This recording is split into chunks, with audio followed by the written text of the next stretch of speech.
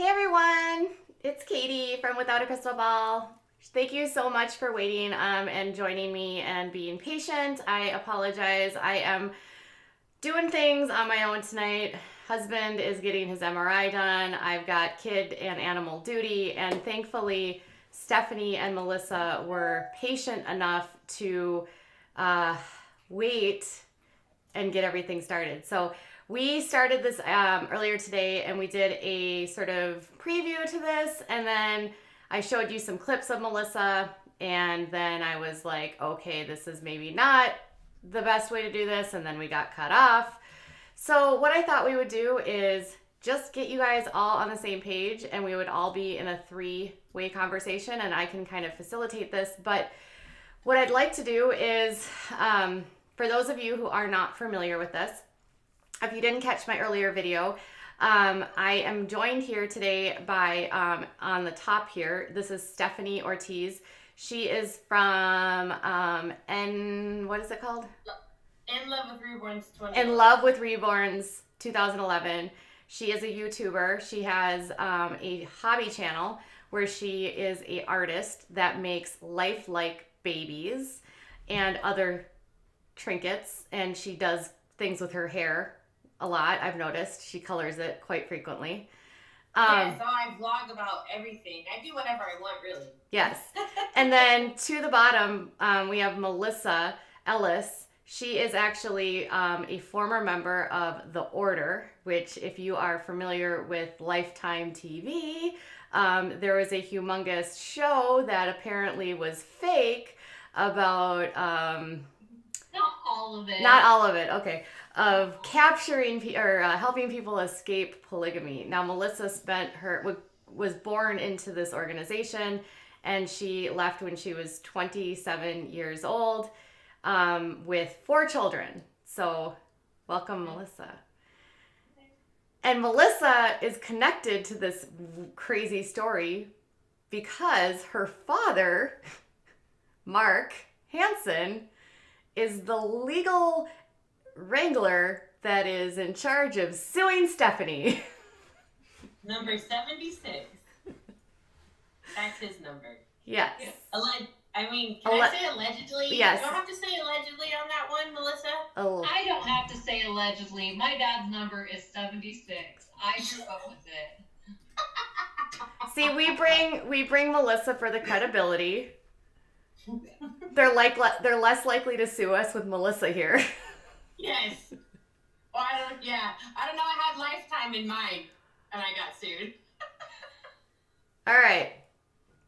So, if you are new to the story, Stephanie over here is actually in the middle of a lawsuit where a individual named Nevin Pratt and his wife Denise Pratt of Utah, and the owners of a company called Bountiful Babies, which makes doll parts that are relatively cheap, which a lot of users and hobbyists in the reborn world use this company because of the price and all of that. And they have the world on mole hair, according to Melissa.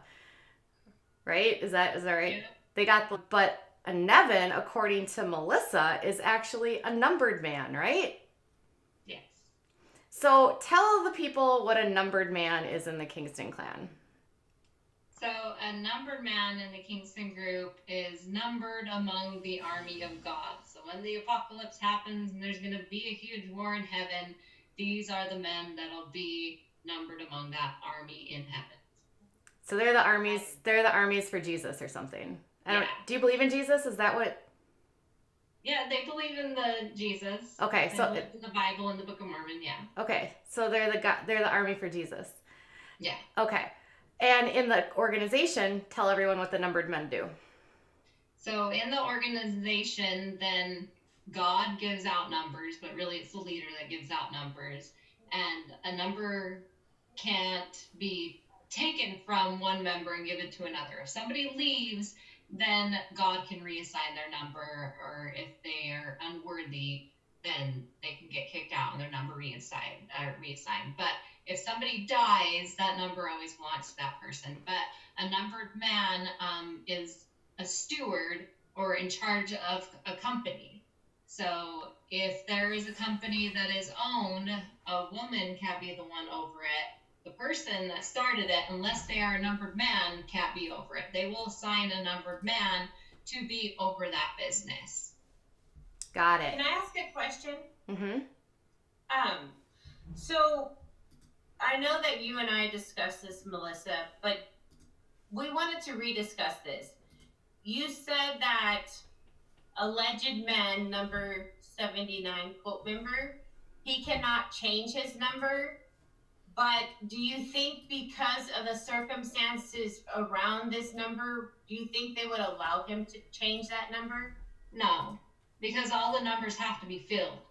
What's the point of changing it to another number? Somebody else is going to have 79. It's gonna Okay. be, somebody's gonna have that number. So, but it's assigned by God. So unless he gets kicked out or leaves, that number's always gonna be his. And God, Okay. and God in this case is some Kingston, right? It's Paul Kingston, number 9, is the leader of the order right now. And Daniel, his brother. Daniel's one of his brothers, yeah. And he's like older than Paul, so he's technically also a leader. Well, yeah, really, there's 7 Kingston brothers that have the same mom and the same dad, and they all together are really the ones in charge. But Paul is the leader, the head of the Davis County Co-op legally. Every year, everybody votes. If you aren't voting for him, you're not putting your hand up against him. But he's voted in every year to be the one in charge of the Is it kind of like how in Russia they always vote for what's his face and he always wins? Kind of like you raise your hand for it or you don't raise your hand against it. You just shut up if you don't agree with it. All right. Got it. So it's a dictatorship. So good to know. This all sounds so very like Italian mafia, to be honest. Because they are a mafia. And what's weird is that even though the 7 brothers are like the main leaders, if you have it numbered, you are a leader still within the cult, just a different style of a leader. Yeah, like when there's dances and events and things like that, an outside member can attend if they are invited by a numbered man. So it doesn't matter who the numbered man is. If they are a numbered man, they can invite outsiders to it and they be welcome to that event. Got it. Okay. So now that we know what the numbered men are, the men they're in the army for Jesus in heaven. And then on this world, they are the stewards that own the businesses and are sort of the shell companies for the mafia, basically. Yeah. Allegedly. Basically, yeah. Okay, got it. So one of these members who has a number of... Is Nevin Pratt a part of this group? Yes. He is. Okay. I grew up with him. Okay. And what is he related to you at all, or is he just sort of like a... He's not related to me, but he's been great friends with my dad since they were teenagers. So Nevin is besties with Matt, your dad. Is that Mark Hansen? Yeah. Okay. Yeah, they've been friends for as long as I can remember. Oh, I just have so many thoughts in my brain right now. But wait, I think there's a good question to ask. Tell about your husband, your ex-husband, Melissa, in the order and with the Pratts. Allegedly. Well, yeah, so there is that connection wherein my ex-husband, my husband at the time, he was in his early 30s and he was courting one of Nevin and Denise's daughters who was 16 at the time. She didn't marry my husband at the time. She married another man as soon as she turned 18, and that man was 42 years old.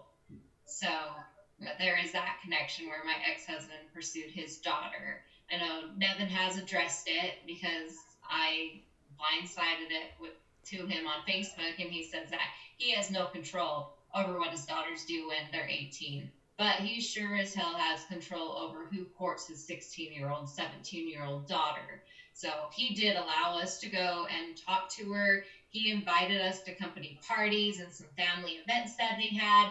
And whenever we went to dances, we all sat next to each other. So there is that connection of while she was under 18, she was being courted by somebody in their 30s and apparently in their 40s, since that's who she married. But she's not when wife you number one. okay, when all of that's going on, how does that make you feel knowing that this is an underage girl?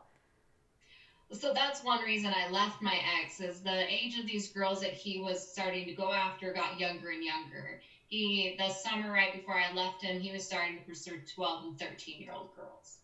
And that's because Daniel Kingston got put over his family. And Daniel that summer told my husband at the time that for him to be able to get a second wife, because he was only married to me, that he would have to start when they were 12 and 13. So that way by the time they were 18, they would know that he's the one that they're supposed to marry.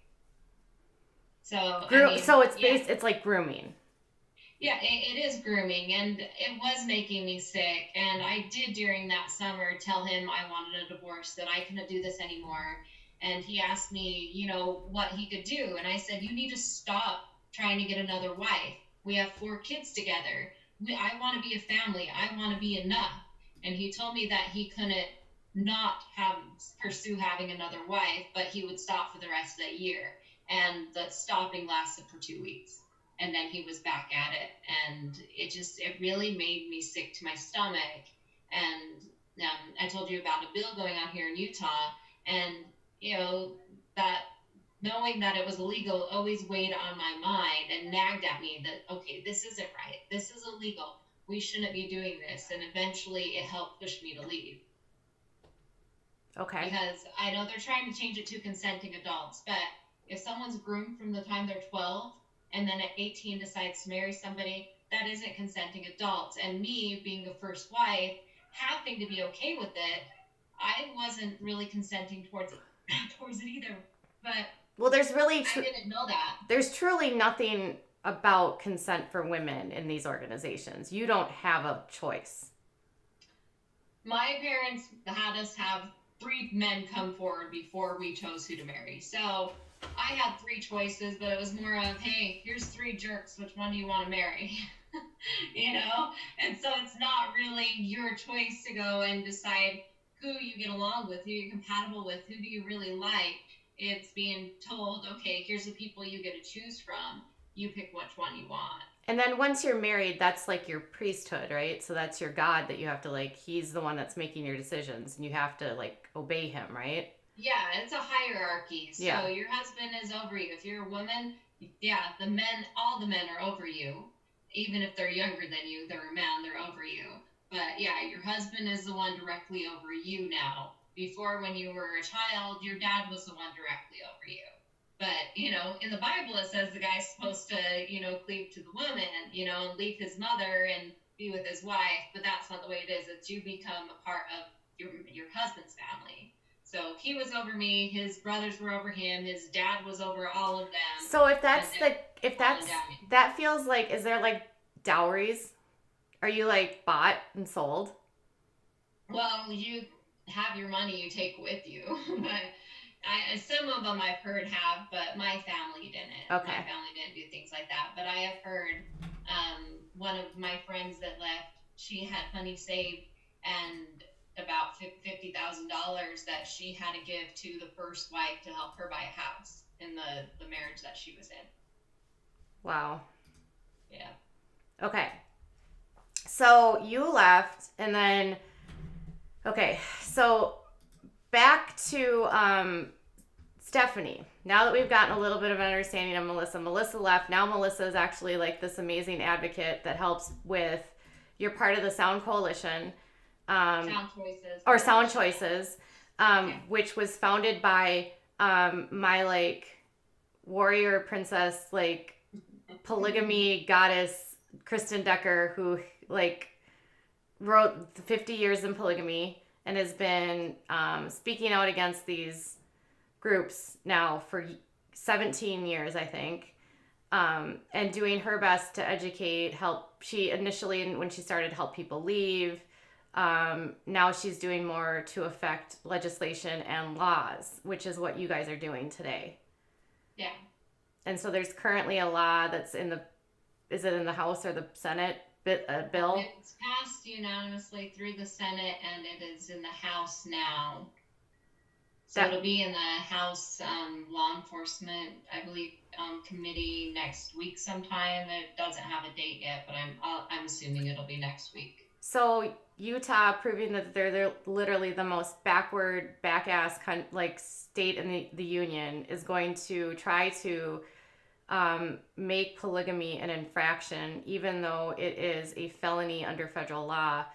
And for what reason, I can't understand why. They think that this will somehow make people feel like they can speak and not put people into the shadows.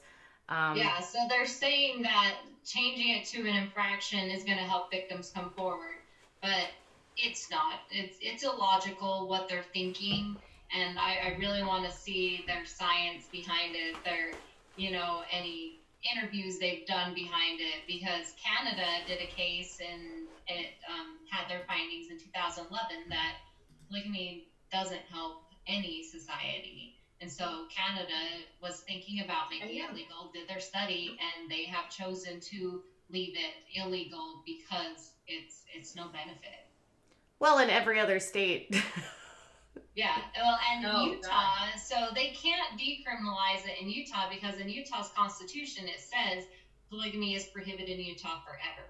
So they can't decriminalize it because of our constitution here in Utah. Interesting. But they're getting as close as they can. Didn't they just literally make it a felony only a few years ago? Yep, just 2 years ago, and they're saying, well, it's not working. Well, it's only been 2 years, and the House Bill 214 last year that put bigamy victims to the Victims that can receive reparations funds, that was a year ago, and holding out helps numbers went up 55% last year. So I don't know what the senators are thinking by saying that these laws aren't helping when they are. And so Holding Out Help is an organization. Is that the one that helps them leave, or is with? Yeah. Okay. It's the one that helps people physically leave that are looking to escape. Okay. Because these organizations are losing members, right? They're at least some. Yeah, the polygamous communities are losing members. And so they're very not wanting to lose people. Yeah. Some groups are not as terrible about leaving, where others are. Yeah. The Kingstons seem to be at the top of the worst. Oh yeah, I've been told that they are the most physically violent to escape from. Now that the FLDS is sort of in shambles, now it's like apparently the Kingstons. It's like how the cartels just move in power. So you became involved with Stephanie because Stephanie, she has her Reborn channel, and she was involved with this company that we totally missed whatever you said. Yeah. Oh, okay. So you became involved with Stephanie because she is involved with this Reborn channel, and she found out about this company called Bountiful Babies. So actually how I got connected to Stephanie was there's an ex-order support group which stays private. One of Nevin's kids posted something on that page about the lawsuit, and they said that Stephanie said that she was going to find out who all their kids were and name them one by one and all this stuff. And so I never said that. So I know, and she didn't. I went and I watched her videos, and she never said that. And so I reached out to her. I said, "Hey, it's being said that you are going to be naming children." I was like, that probably isn't a good thing to do, but I can validate you that yes, Nevin is a member of the Kingston Clan, and I'll help you. And so we immediately hit it off, and I kept helping her. That is not. You were like, call me. I am the daughter of Mark Hansen. I think I sent that because I sent 2 different messages. Yeah, you sent 2 messages. And it was my second one where I was like, Francis Mark Hansen is my father. You need to call me. Okay, so you're able to legitimize basically the claims that she has made on YouTube about this organization and add some sort of validity to it so that people understand that what she has been saying is not untruthful. Correct. Okay. So Stephanie finds out in September that this company that she has had a relationship with for 9 years, called Bountiful Babies, is actually owned by a man named Nevin Pratt and his wife Denise, who are apparently a part of the order, and Nevin is a numbered man. Correct. And his number. Well, all I had found out was I watched it. All it said was Kingston owned businesses. I'm watching it. I'm like, please don't show Bountiful Baby. Please don't show Bountiful Baby.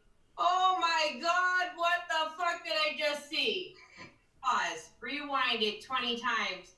And then I watched a few more episodes before I decided to really go online and state the facts, because I was like, I didn't really realize how big of a deal the Kingstons were. But anyways, I stated what I saw. Which is that they're owned by the order, basically, because Melissa, you can explain what a numbered man's business would do and how that correlates.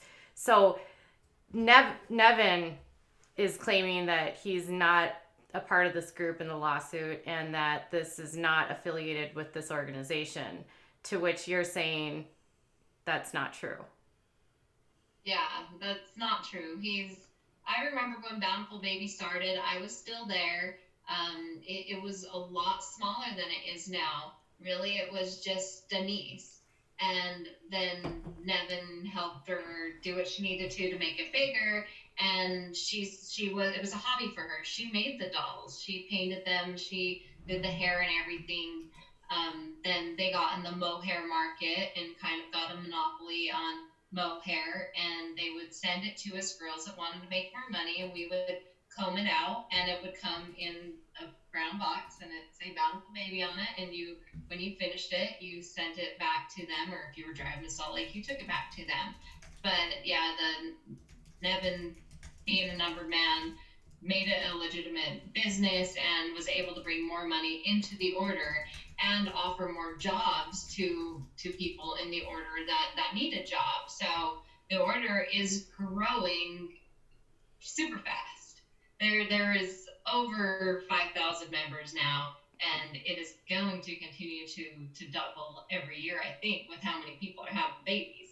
I mean, a lot of these people are under 20, but it went from when I was a kid having a wedding every month, every other month. There's pretty much a wedding every weekend, sometimes 2 weddings in a weekend. So there are those kids are growing up super fast and getting married super young. And so they needed more jobs, which Bountiful Baby was able to supply. And so with these businesses that are run by people that, like the numbered men, is it mostly employees of the order? It is the majority is employees of the order, yes. Okay. And so the money that's generated from these companies, is this going back to the owners or does it go to the order? So you're supposed to turn in your money to the order every month. Some of the companies have outside bank accounts. If the members that do have outside bank accounts, but they have to fill out paperwork to get approved to do that, and then have to agree that they are going to turn in those statements every month. Can I ask a question about that to clear something up? Because I know my fans will have a question about that. So you say he has to turn in the statements. So is that basically his style of consecrating his money into the bank? Yeah. And then with that being said, now from what I've read and watched, does that mean he still has to ask for permission to use those funds? Well, being put, so he'll get a salary like any owner would do. An owner would, get a salary every month or at the end of the year. So Paul makes that salary? So yeah. So, I mean, percentages of it goes to the church as well to the owners. And so he would have, because it's his business, that's what he's going to be doing for work. So he has to make a living as well. So he would get a salary, but yeah, the bank statement sending to the order lets them know that these funds are available, and profits, that from the business can go to buying some more supplies. So that's also why a numbered man has to be in charge, so that way he can show that the money is being properly used to help grow the order, whether that be money-wise to the order or buying supplies to help the business continue to grow. Okay, another question. So let's say, I know this wouldn't happen because they're worth billions of dollars, but let's just say all of a sudden the order has no money and only that doll company has the money. They would go and take that because they need it. Or would it be Nevin? Or would it be that doll company? If they needed it, then the order can go and demand that he give it to them. And then if they don't, then they're kicked out, and any family that is left would be responsible to pay any money that was taken with them. Okay, I'm done. So for all intents and purposes, it's Nevin's business, but it's the order's money. Correct. Okay. So when Stephanie was on her channel and she shared information about how she finds out that the order is that Nevin and Denise are a part of this group, and she shares this on her channel, and then he doesn't like that, so he decides to sue her, even though she didn't tell people not to support him. Mm-hmm. Am I getting that right? Yeah. Okay. From my understanding. Yes, I mean, that's, yeah, I didn't know you could get sued over anything. I thought that if I sourced my, as being a YouTuber, we have to cover our butts all the time. Yes. So I thought that if I had my sources with me, that stating that and not telling people don't go there, because I know that's a no-no, that I thought I would be just fine. And so I shared that. I think what happened after that is it made an uproar, but the doll company tried to say, oh, it'll die down. But I keep making videos and sharing what I can about this group because I'm trying to back my reputation, because they're driving me through the mud on their forums. Like, I have over 300 slanderous comments in this forum that Nevin, he allowed in his forum to take place on his doll company site. And so I'm here backing myself with all this stuff I can find online, and then I'm not shutting up because I'm my reputation and I'm losing business. And then October 15th or 16th, I get served in the middle of the night. I didn't even have to sign for it. It was just handed to me. And then there was somebody's name on there who I had no idea who it even was. It was a resident in Utah. And so, yeah, he thought that I would shut up and go away, but I was saving my reputation. It's more important than shutting up and going away. Well, and that's one reason I helped Stephanie too, was the person that was put on there was Luann Cooper, and she is part of Hope After Polygamy. And they help people get educations, get scholarships, and things like that. They're always looking for donations, so if you have money to spare, go give them some money to help people like me go to college. But and Luann, she was going through stuff already, so I was like, why in the world would my dad put her on there? And the reason for that was because Stephanie and Jackie are in California, and the Pratts are in Utah. So since they're in two separate states, it would be a federal case unless one of the defendants lived in Utah. So they threw somebody on there to get it in Utah court. And then as soon as it got placed in Utah court, he took Luann Cooper off. That is wrong. That is not okay to do. That is gaming the system. Yeah, that is wrong. And I don't like that, even coming from my own father. That is cheating, and that is not okay. I have a question about that, actually. I was told by some people before I met you, Melissa, that the reason why he included Luann Cooper is that there's actually tainted people at that courthouse, and that's why it got approved there. That if he went to federal, it just would have not been approved. So do you know if that courthouse is tainted? Have you heard that? I don't know if it is or not, but I mean, there's definitely shady stuff going on here in Utah. There are definitely politicians and the attorney general who has been paid off by the Kingstons, and that's why prosecutions don't happen here in Utah against it, is because the attorney general's office was paid money, and the WRE that's in court right now, they paid thousands and thousands of dollars to Sean Reyes, and Sean Reyes even went to company parties and things like that. And so, why hasn't it been prosecuted? Maybe it's because of that connection right there, and not because the laws aren't working. But yeah, I don't know. I've had pretty good luck with my custody case when it's actually arbitrated in front of a judge. But I don't know about civil cases. How those judges do. So this tactic he's using, where he's serving her after he has outed him. I'm guessing the fact that this becomes public, I'm guessing that the order does a really good job of sort of keeping their noses like, you don't know who owns this, we're just a business kind of thing. Yeah. Like Nevin, I've brought up to him, I've been banned from his page because, I outed saying, yeah, you're part of the order and you own it. And I said, what about the building you're in? Whose name is on that? The registered agent was G.A. Gustavison, who is somebody's father that I was engaged to at one point in time. So I very well know who that person is, and I know that that person is a polygamist. And I'm like, that is the person that is the registered agent of the building that you are in. So don't try to tell me that you're not in cahoots with the Kingstons or part of it, because your registered agent is a member of the group. And I just have so many connections to people involved with Bountiful Baby all around. So you were just like, I'm not going to let you lie. Yeah. If they would have told the truth, if Nevin would have been like, yes, I'm a member of the Kingston Polygamous group, what of it? A lot of people probably wouldn't have even cared. They probably would have still kept buying, but then Stephanie would have been able to say what she wanted to say. She wouldn't be buying from them anymore, and anybody that wanted to follow her would have followed her, and that would have been the end of it. But the more lying, which is like what a natural market would do, like typically there would be a little bit of an unrest.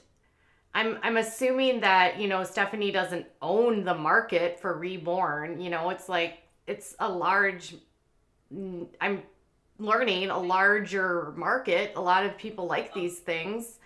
And I don't know. The haters seem to think that I've ruined the community. So I guess I own the larger market. I mean, I don't know. Well, on YouTube, right. I mean, Oh God, no, I'm a tiny little person on YouTube. Oh geez, I'm tiny. For Reborns? In my niche, my Reborn niche, I am one of the bigger channels. Right, yeah, right. That's what I'm saying. Like in your niche, you're a larger channel. Yeah. In my niche, I don't even exist. So I think you're amazing. Your views are wonderful. So, girl, who cares about numbers when you got your views? Thank you. So, when all of this is like said and done, like, why are they, if he's in this group, and the thing what I don't understand about these things is anytime you put something down and you say, I'm not this, and they're defaming me, you have to prove that the person is lying, and it has to be like not truthful. So how is he going to prove that he's not in this group? I honestly don't know, because I'll be right there to tell you. He's already been sued in the past.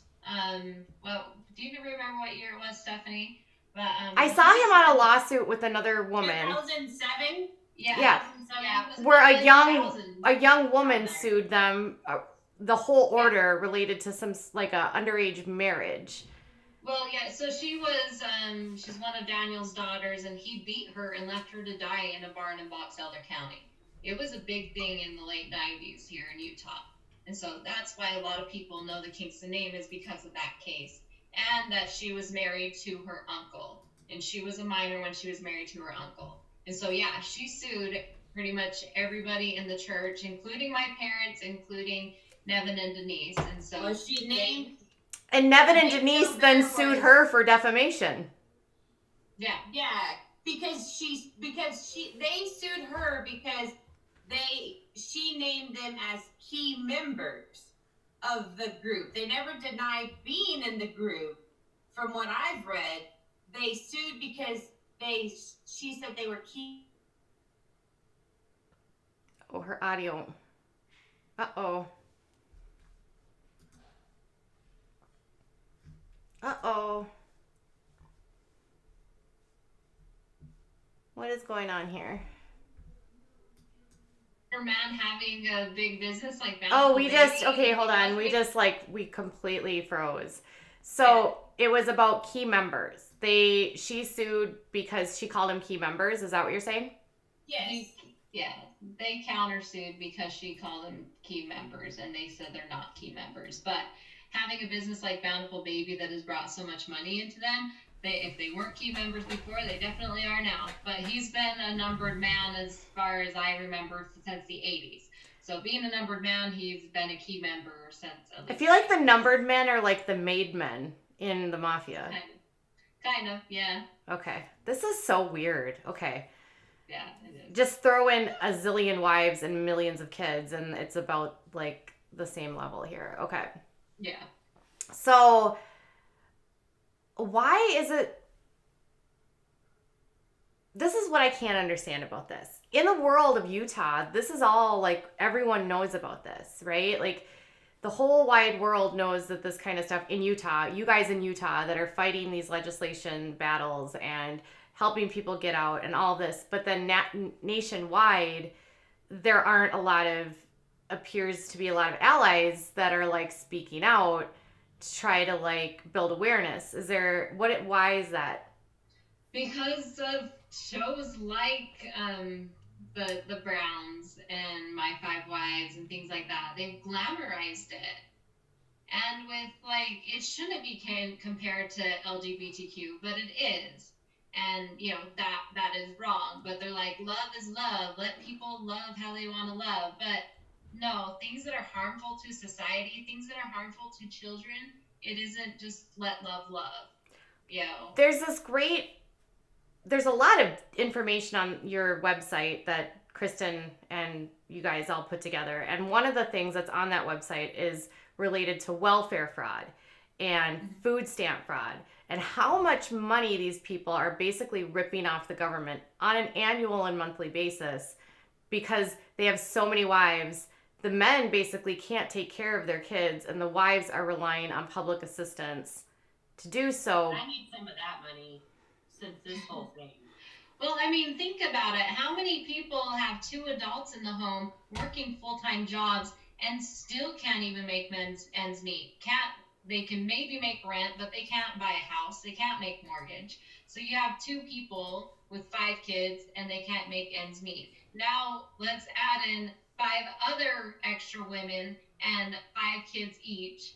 How is that going to work out? Right. That's going to be, they'll actually be able to qualify legally for food stamps, for Medicaid, for childcare. So now everybody, all of us taxpayers that work our butts off to support our families, we're going to be supporting all them too.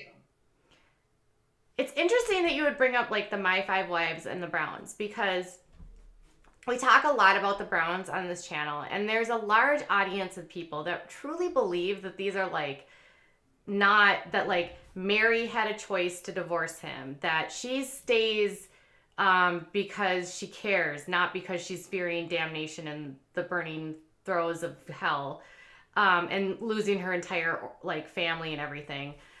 But seems to be this like misconception, and the way that TLC paints it as though these women actually have a choice.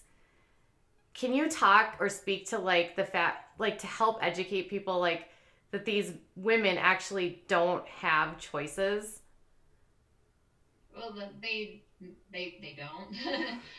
A lot of them, like I said, in the Kingston group, they start when they're 12 years old to groom them.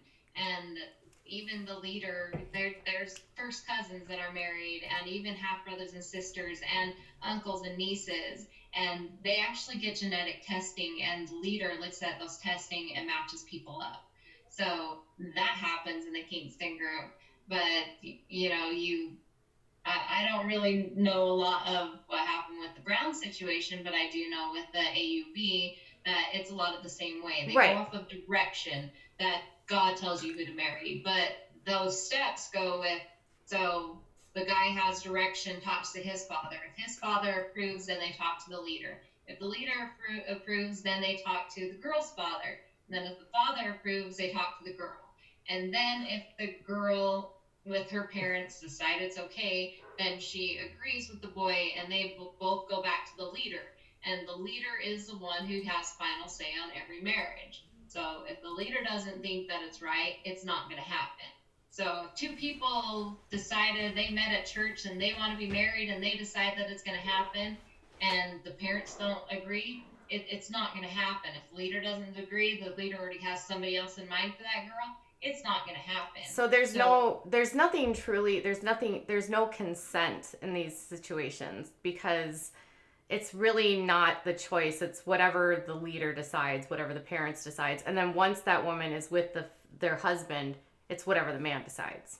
Yeah. So effectively, women are basically trafficked into marriages and then become the collateral property of their husband.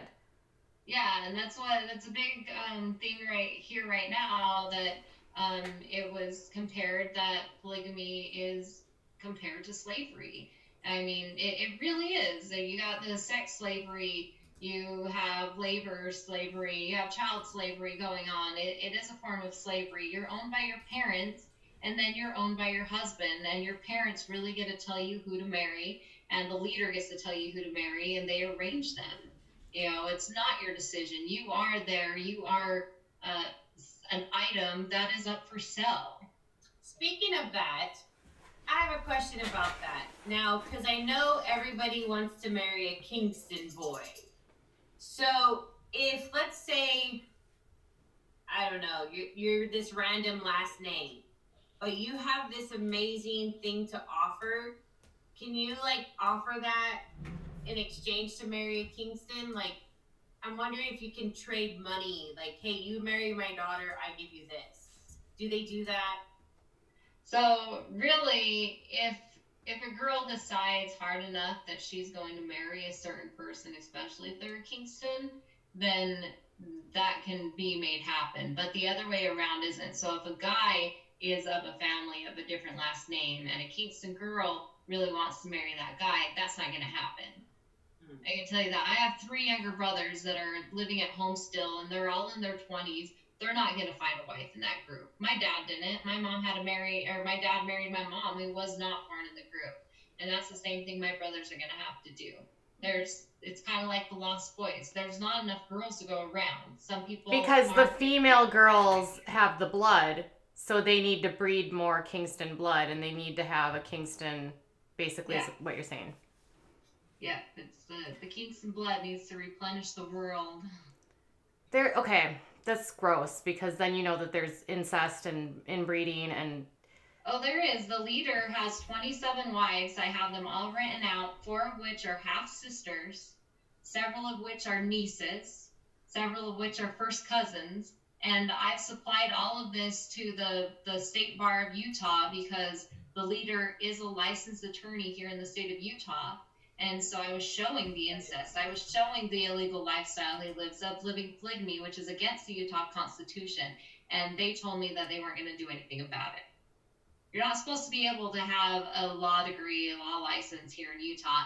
If you are a felon, if you are living a felony lifestyle, but the Utah Bar allows it.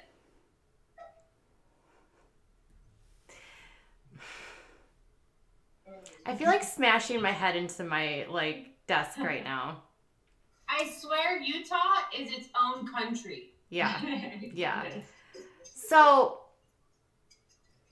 with that being said, I think one of the things that people always assume, because of the way that these shows have been glamorized and make it appear, because Cody certainly likes to make it seem like his wives have choices, even though it's very clear that they don't. I'm learning through reading and talking to more people from this world, a lot of their coded language, a lot of the looks that they give, a lot of the things that they say, and I'm seeing through some of it. And it makes me wonder why people are fooled that this is okay. People are, I've been saying this recently more to Stephanie, that people are easily more fooled than they are to be convinced that they've been fooled. So people will be fine being fooled and be fine not admitting that they were fooled than to actually accept the truth. I had a cousin that was actually on the what is that Sister Wife show, and it made her it look like she liked Cody in the videos, but she said I absolutely hate the guy. She's like, he is rude, he is condescending, I do not like the guy. And so, yeah, the producers twist things around to make that they glamorize it, which they need to stop doing. It is not a glamorous lifestyle. Well, yeah, the people that I know that have been close to this family say that he is like psychologically, spiritually, verbally abusive, manipulative, yeah. And that he has a really bad temper. That the women have never gotten along. It's always been painted like this rosy bunch. Like they painted this divorce by Mary as though she had a choice, but she didn't, because it's what Cody wanted and it was his decision and she had to do it. And I think the biggest thing people don't get is that she's been shunned, right, by the family or exiled, but she can't go anywhere. Yeah, I mean, she's lived out her whole life, what she's supposed to think, what she's supposed to do. You've lived your whole life that way. I wouldn't know what to do if I was, as old as she is, and this just gets thrown at me. I'd be shocked and wouldn't know how to handle myself. It's different when it's your decision, but it's somebody telling you have to do something which you didn't want to do. Now what? And then once that happens, she isn't compliant, right? And she has a relationship, which it's against the covenant for a woman to have any sort of relationship with another man. A man can, as long as they get married, have as many wives as they want, and it's not adultery, but a woman cannot do any of that. Yeah, correct. And so if she's outside of that covenant, then he can basically decide that he doesn't want to associate with her because she's broken that covenant. Yeah. But instead of, why wouldn't a husband in that situation then just say, get out of here? Some do. It's just the way that he is. It's part of, you can see it as part of the manipulation if you want. Like, you've done this to me and I've taken you back, so you owe me. Like, that is how it would be taken, I think, on his part. But he doesn't want her. So it's like almost like he's emotionally torturing her in a way. Yeah, he probably is. I've seen it so many times. I mean, especially like in the Kingston group. Like I said, leader has 27 wives. When is he going to see them? They teach you that you have to make sure your house is exactly how your husband wants it. So that way he'll want to come to your house more than other women's houses. Like, how is that okay to treat somebody that you've decided to have a relationship with, to have a partnership with, to have kids with? You're not even seeing your kids every day. Which... These fathers are not even raising their children. They're basically sperm donors at this point. They really are, yeah. I mean, what Daniel Kingston, who's one of the top dogs, gives a sack of potatoes every month and he calls it good. Yeah. So this is the thing that just makes me crazy, is that Stephanie is over waxing the truth on her channel, telling people the bull crap that you're basically confirming down here.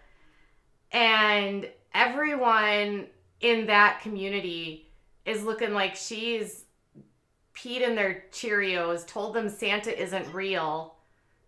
Well, not everyone.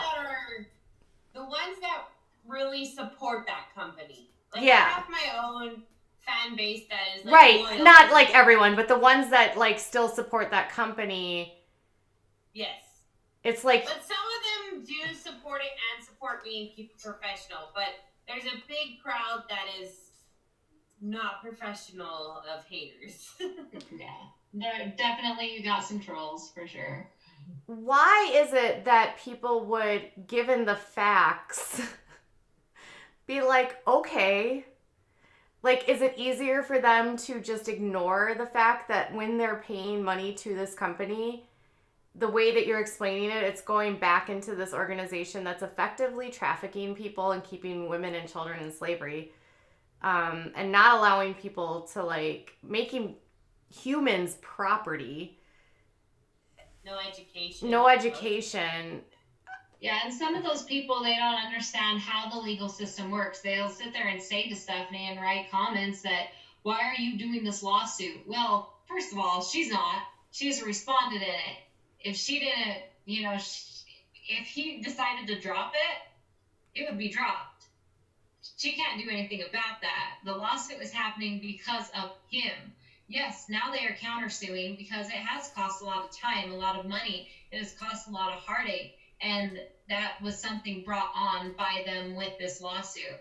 But if they dropped it, it would be dropped. It's not Stephanie doing it.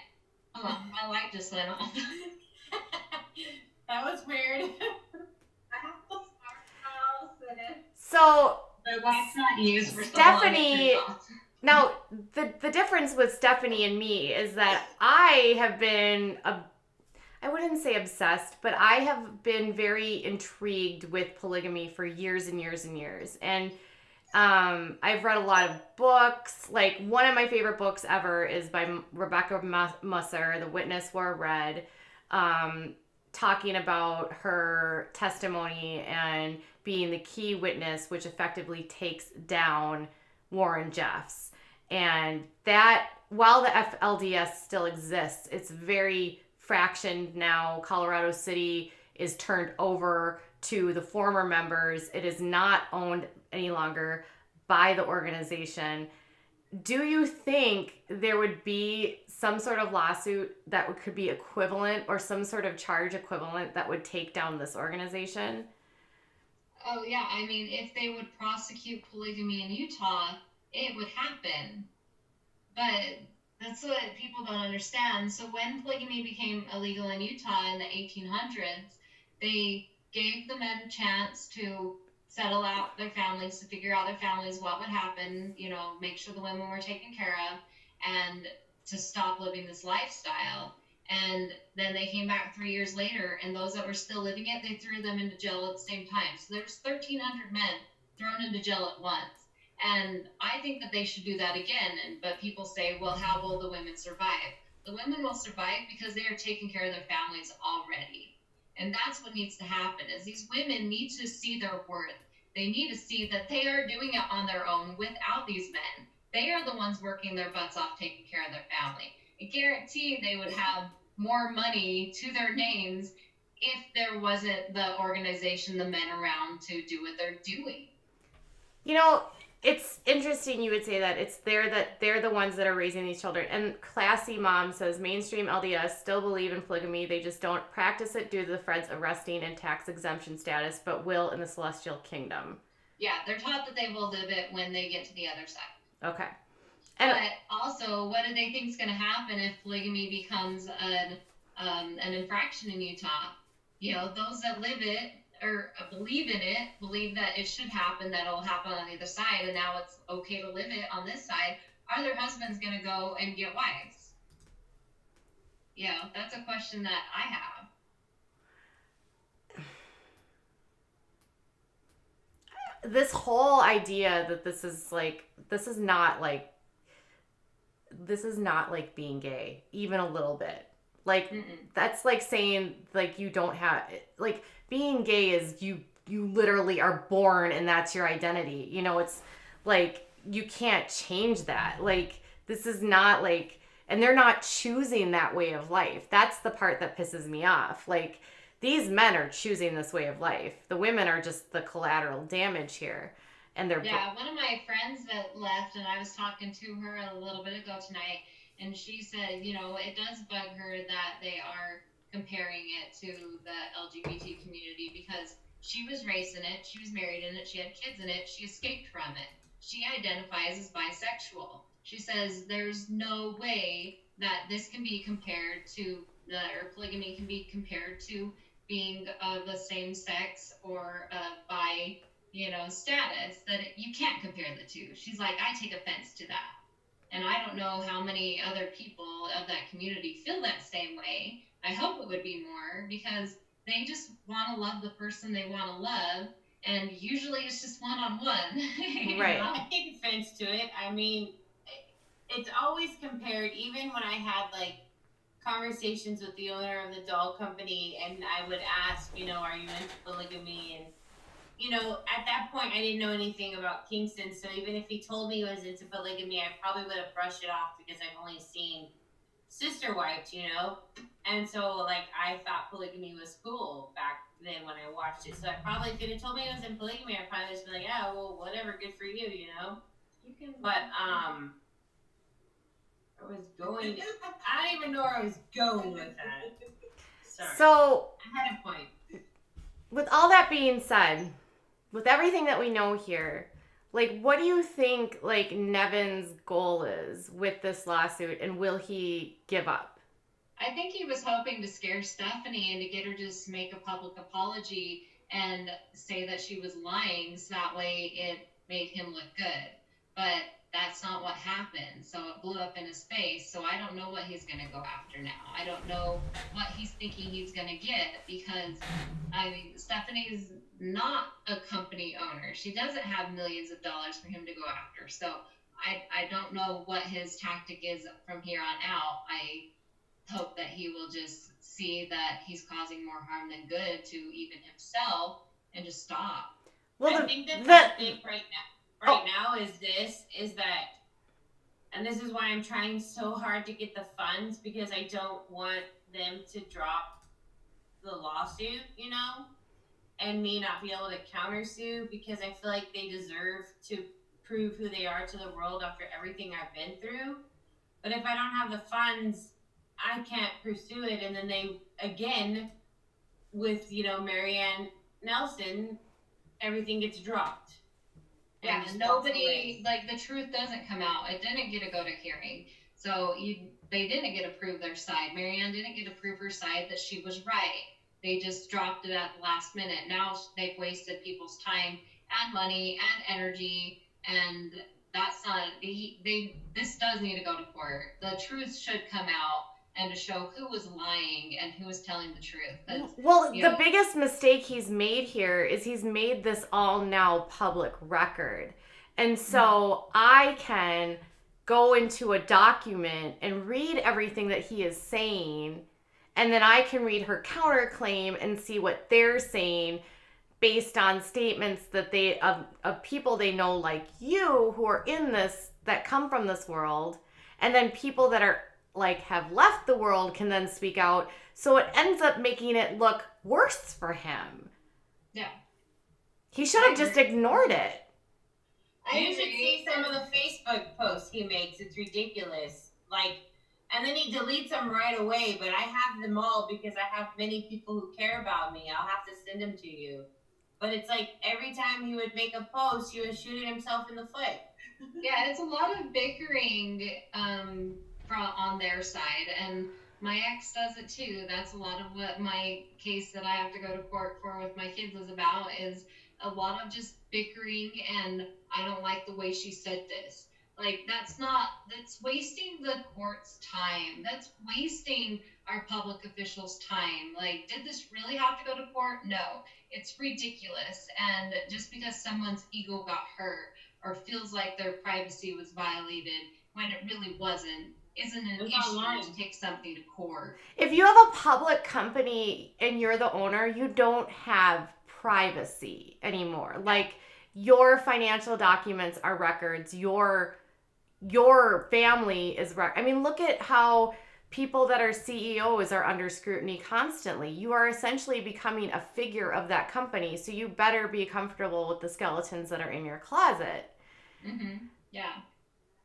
I find this so, I don't even know, like, I spent a lot of time in the Pacer website because I cover all kinds of different cases, and there are so many people like this group that utilize these systems to silence, to intimidate, to try to, like, posture and all of that.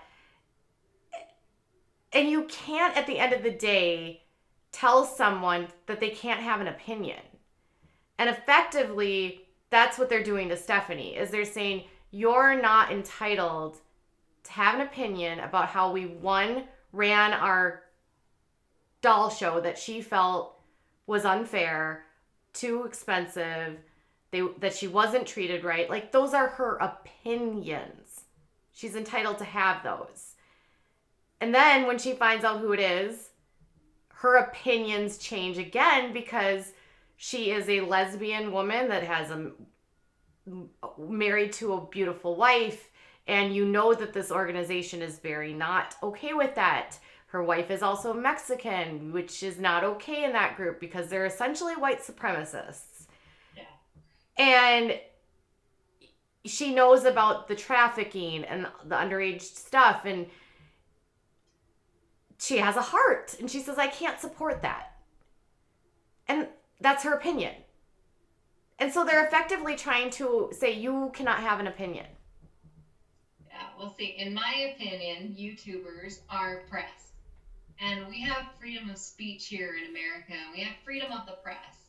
And the freedom of the press isn't there to protect higher up individuals. It's there to educate and to tell the truth to the public in general. And those that want to listen to it can listen to it. And you don't get sued for fake news. I mean, that happens all the time, you know, but it is, in my mind, freedom of the press. And freedom of the press, she shouldn't have been sued for it at all. And it's freedom of speech. She should be able to say what she wants to say. The ultimate goal is they want to take my freedom of speech. Right. Like, that is their goal, you know, is to take words out of the dictionary, to not allow me to, when my, you know, fans are painting one of their kids, if my fan tags me and says, oh my gosh, look, In Love with Reborn's 2011, what do you think? If it's a Bountiful Baby doll kit, I'm not allowed to comment. So then I start to build this, oh, she's, you know, not humble, she's arrogant. And then, you know, it creates this horrible image for me. Like, I can't speak about things. Like, my life started with this company, you know? It's not like... You're basically like one of the largest influencers in this world, essentially. And they're basically saying, we don't want your influence in this world because it doesn't align with our ability to sell these products. Anymore. And anymore. And in the complaint, I believe they were asking for me to remove my videos and stuff, you know. And I was like, no, I can't because I look like a liar. Right. And my posts and stuff. And I tried that. Like, I removed some of my posts. Like, Melissa tried to help be a mediator, and it just didn't work. This is such a mess. Mm-hmm. Telling me. It shouldn't go on. It shouldn't have gone on like it did. Like, I did try to be a mediator and talked privately to Nevin and talked privately to Stephanie. Like, I didn't even tell Stephanie that I was messaging him. And I told him, I'm like, okay, what do you want? Like, this needs to get stopped. What do you want? And he said he wanted his magic wand, which any viewers that know him is on his page knows he had this magic wand wish. I got Stephanie to agree to it. She agreed to everything he wanted. She just wanted it over with. And so then his attorney sent over the papers, and they wanted thousands and thousands of dollars on top of his magic wand. He never said anything about that. Talking to me, talking on Facebook, nothing. He never said he wanted any money. He just wanted it done to wash their hands and walk away from each other. But that's not really what he wanted. He wanted to be greedy, and this is what you get when you get greedy. It's not going to go away, and people are going to see the truth. Okay, so we'll put in the description. They basically allegedly have taken down every single fundraiser so that she can actually fight them in court.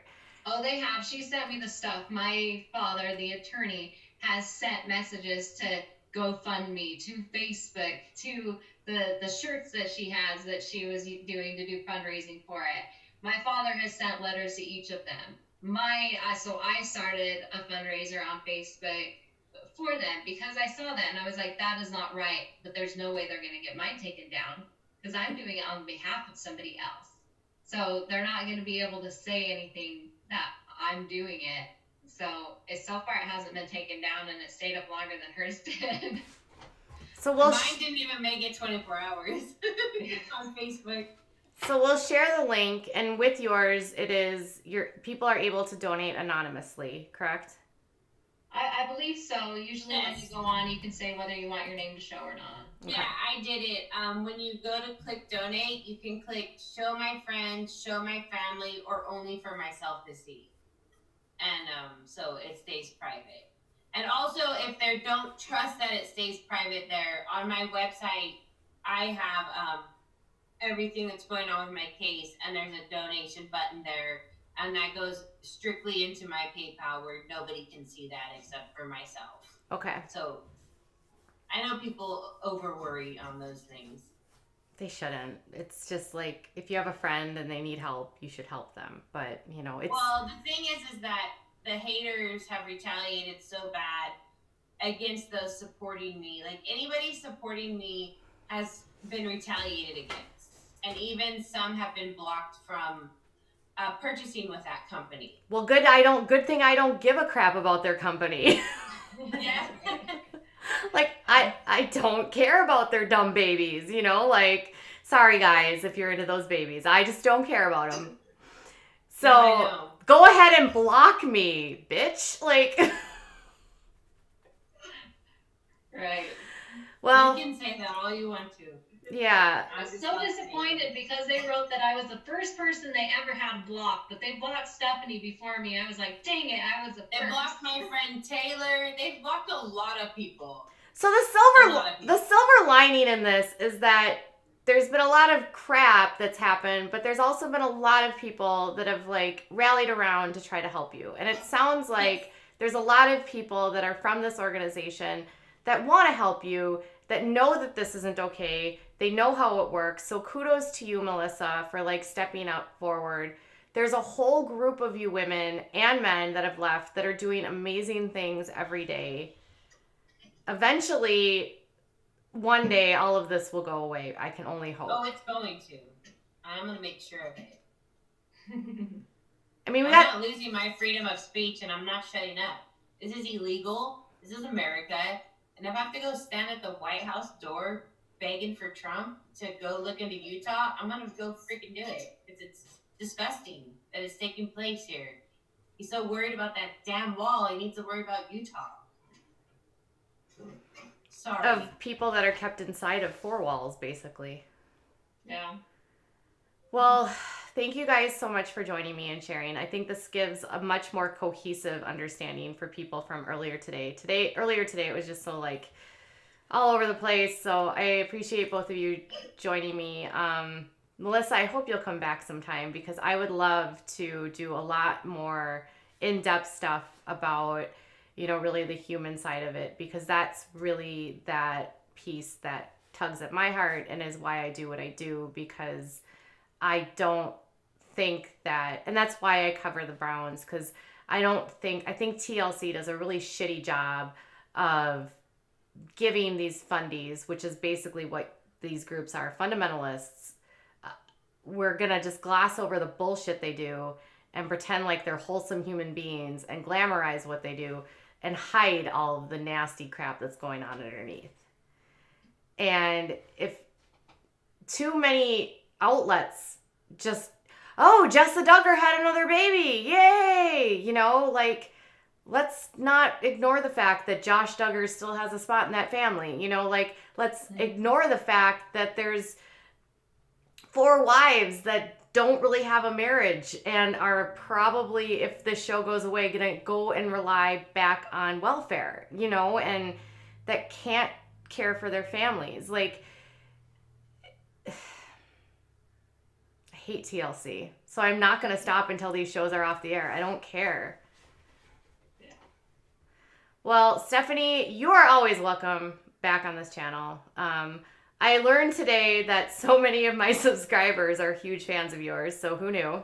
I'm always amazed when I have like another YouTuber on and they're like, oh, my 2 favorite YouTubers in the same room. Yes. And I'm like, experience that a lot. I'm like, I love it. It's whoa, cute. Like some of my subscribers that I had no idea were into reborns. Like I didn't know this was even a thing.